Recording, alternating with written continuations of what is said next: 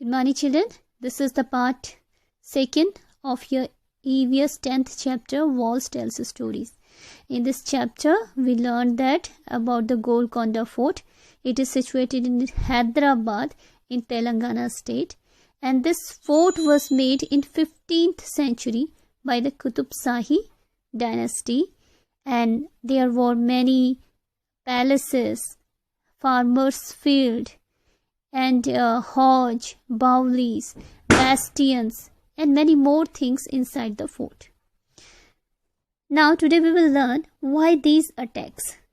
So you can see here, this is a big gun and this is called cannon. तो यहाँ पे सिरधर कहता है कि देखो अंदर वहाँ पे एक बड़ी सी गन रखी हुई है और वो दौड़ दौड़ के जाता है उस गन को देखने के लिए, तो ये कैनन है। तो सैलजा कहती है कि जरूर सुल्तान की बिग गन होनी चाहिए।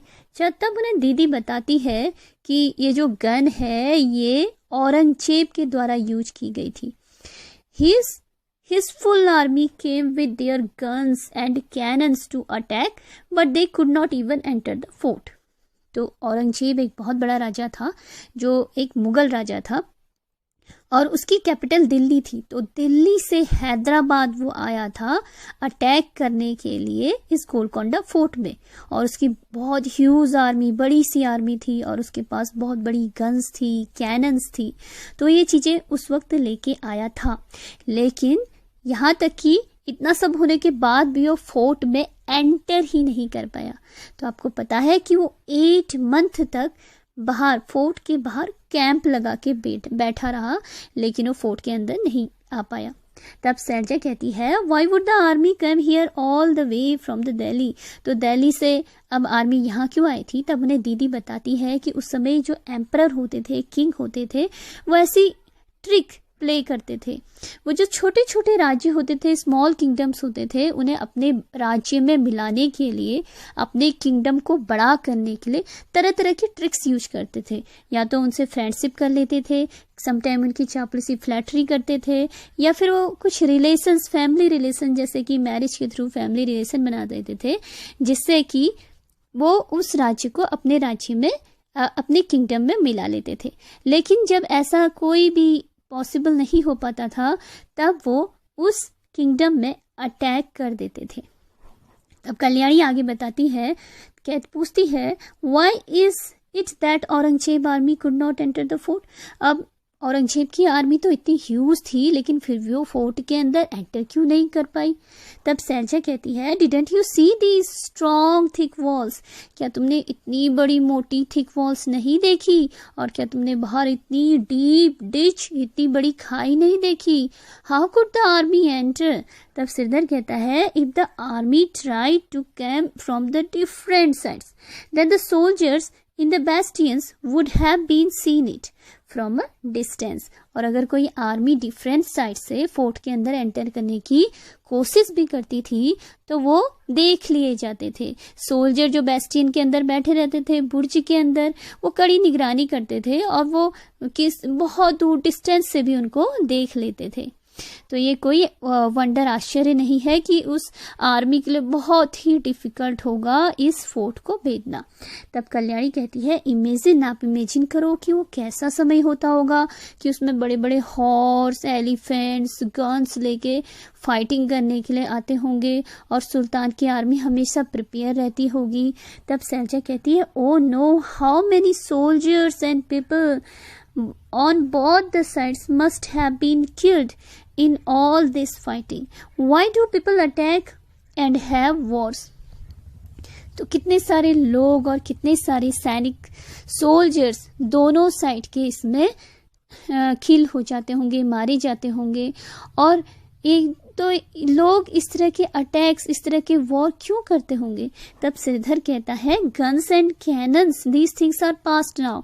अब तो जो गन्स हैं, ये कैनन्स हैं, ये पुरानी बातें हो चुकी हैं। अब तो जो कंट्रीज हैं वो न्यूक्लियर बम की धमकी देती है ना। A single bomb can cause so much destruction. और एक छोटा सा जो सिंगल सा बम है ये इतना ज्यादा तबाही कर सकता है। डिस्ट्रक्शन मीन्स तबाही कर सकता है, विनाश कर सकता है। ओके, तो फिर वो आगे कहते हैं कि do you know what is the nuclear bomb. तो आपको बच्चों पता है कि न्यूक्लियर बम क्या होता है। Have you recently read or heard about any country attacking or going to the war of another country. तो आपको पता है कि आजकल कोई कंट्री जो दूसरी कंट्री से वॉर करने के लिए जा रही हो, और क्या आपको रीज़न पता है इसका, ऐसा क्यों होता है, और what kind of the weapons are used in this war. और आजकल कैसे वेपन्स मीन्स हथियार, तो कैसे वेपन्स यूज किए जाते हैं। And what kind of the destruction are cause, और किस तरह का जो तबाही विनाश है, डिस्ट्रक्शन है, वो इसके कारण होता है। तो बच्चों जो न्यूक्लियर बम है it is the most dangerous weapon in now days. तो अभी जो सबसे खतरनाक डेंजरस है वो है न्यूक्लियर बम। तो आपको पता है कि जब सेकेंड वर्ल्ड वॉर हुआ था 1914 के टाइम में, तब ये न्यूक्लियर बम सबसे पहले एग्जिस्टेंस में आया था, और इससे इतनी ज़्यादा तबाही जापान में की थी कि इसके 2 शहर हिरोशिमा और नागासाकी पूरी तरह से तबाह हो गए थे। तो आप हिस्ट्री में जाकर आप इसे पढ़ भी सकते हैं और आप अपने पेरेंट्स से भी पूछ सकते हैं। तो आज जो भी वॉर्स होती हैं तो न्यूक्लियर बॉम्ब जिस भी देश के पास होता है तो दूसरा देश उस पर अटैक करने से डरता है, because it is a most destructive weapon now these days. The big gun Shridhar saw is made of bronze. तो श्रीधर ने जो गन देखी थी, कैनन देखी थी, ये बनी हुई थी ब्रॉन्ज की। तो आपको पता है ब्रॉन्ज क्या होता है। Bronze is a type of the metal. तो जो ब्रॉन्ज होता है ये एक मेटल है। हमने इससे पहले भी मेटल्स के बारे में पढ़ा है, जैसे कि हमने कॉपर मेटल के बारे में पढ़ा, आयरन के बारे में पढ़ा। आयरन तो इवन इन अवर बॉडी, हमारी बॉडी के अंदर ही मिलता है आयरन। लेकिन जो ब्रॉन्ज है it is a mixed Bronze is a mixed metal made from copper and tin. Bronze is also called kasa in Hindi. Here are many objects which are made from the bronze. Brass is also a mixed metal and it is made from copper and zinc, and it looks yellowish in color. Brass is also known as petal in Hindi. It is cheaper and less stronger than bronze. Deep mines are dug to take out underground metal like copper, iron, gold, silver, etc.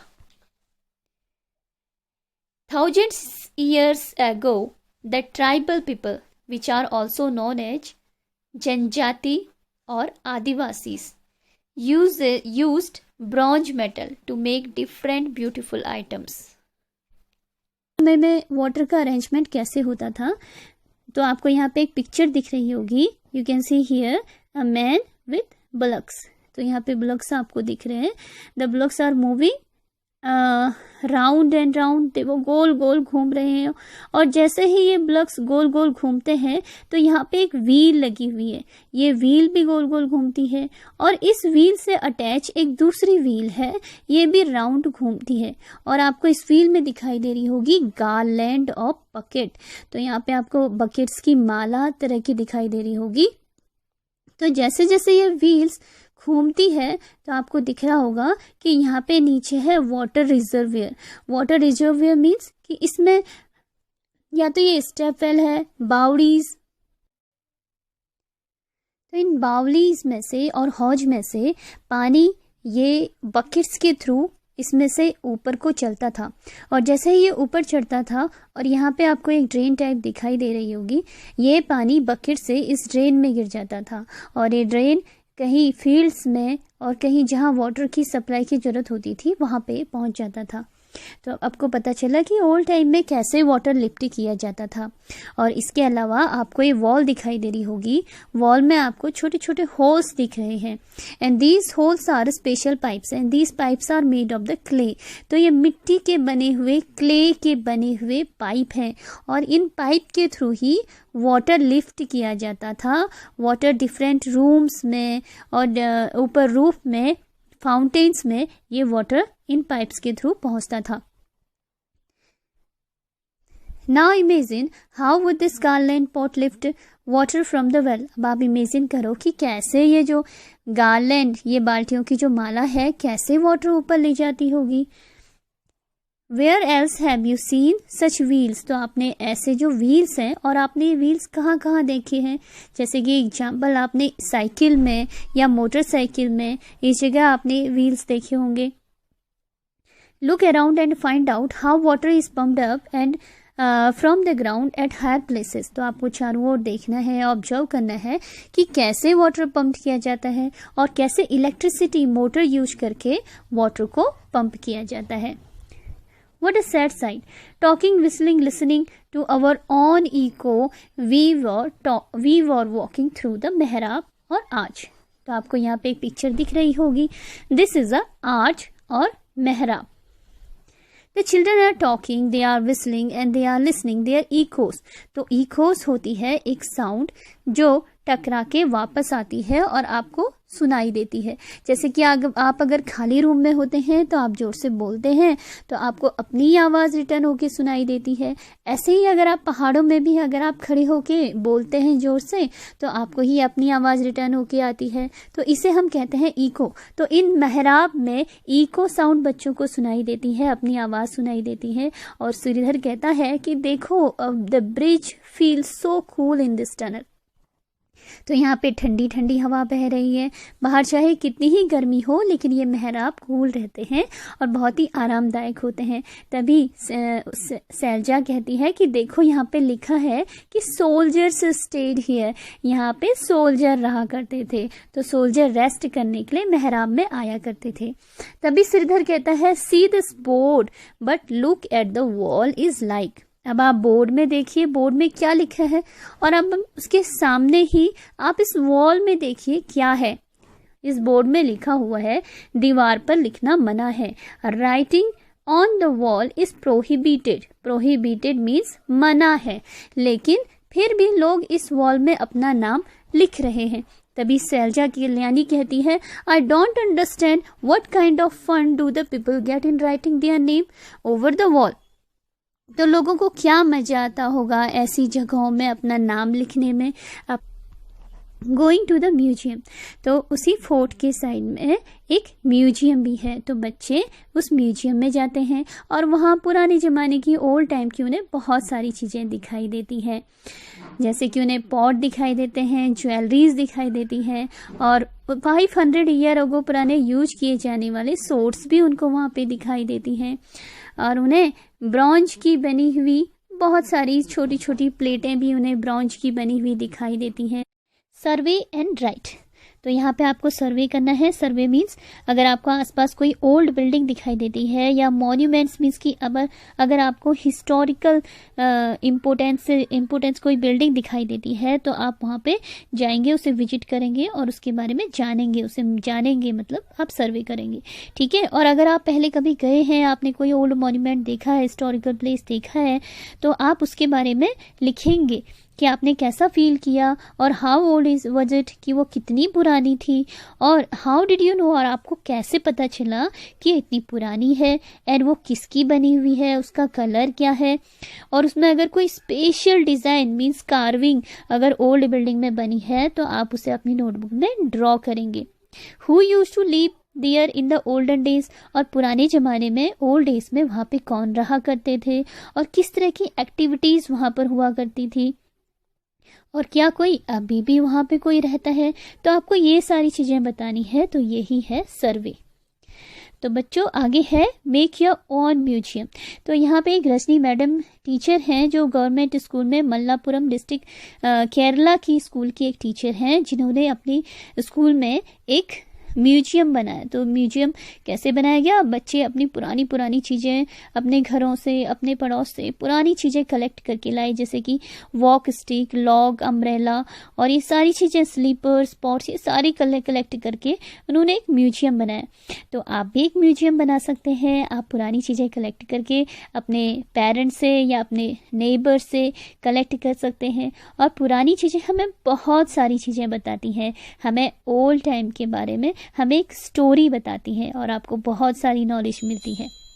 Look at the painting and tell. अब आप देखिए इस painting को, बहुत अच्छे से देखिए, तो आपको इस पेंटिंग से क्या क्या पता चलता है। आप देखेंगे जो ये पेंटिंग है, ये पेंटिंग 500 साल पुरानी है और ये आगरा फोर्ट की है और यहाँ पे कंस्ट्रक्शन का काम चल रहा है। तो आपको दिख रहा होगा यहाँ पे कितने सारे लोग काम कर रहे हैं और कैसे ये बिल्डिंग बनाई जा रही है। आपको यहाँ पे दिख रहा होगा कि बोट में स्टोन्स कैरी करके एक आदमी जा रहा है। इसके अलावा कैसे ये ऊपर जाने के लिए, कैसे ये स्टोन्स को, हैवी स्टोन्स को ऊपर फर्स्ट फ्लोर में ये ले जा रहे हैं। Heavy things straight up, is it easier? तो क्या ये ईजियर रहा होगा, आसान रहा होगा लिफ्ट करना इतनी भारी चीज़ों को ऊपर?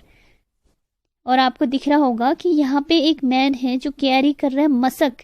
तो मशक होता है एक लेदर बैग जिसमें लोग वाटर ले जाए। तो children, in this chapter we learned about our past, history, museum, और हमें पता चला कि हम अपने हिस्ट्री या पास्ट से बहुत सारी नॉलेज गेन करते हैं, बहुत सारी चीज़ें सीखते हैं। हमें पता चलता है कि हमने कैसे अपना ट्रेडिशन, कल्चर और साइंस, इंजीनियरिंग, ये सारी चीज़ें धीरे धीरे डेवलप की और आज तक हम यहाँ पे पहुँचे। और हमें ये भी पता चलता है कि क्या मिस्टेक्स हमने पास्ट में की जो अब हमें नहीं करनी है, हमें उससे सबक लेना है। So children, thank you and have a nice day ahead.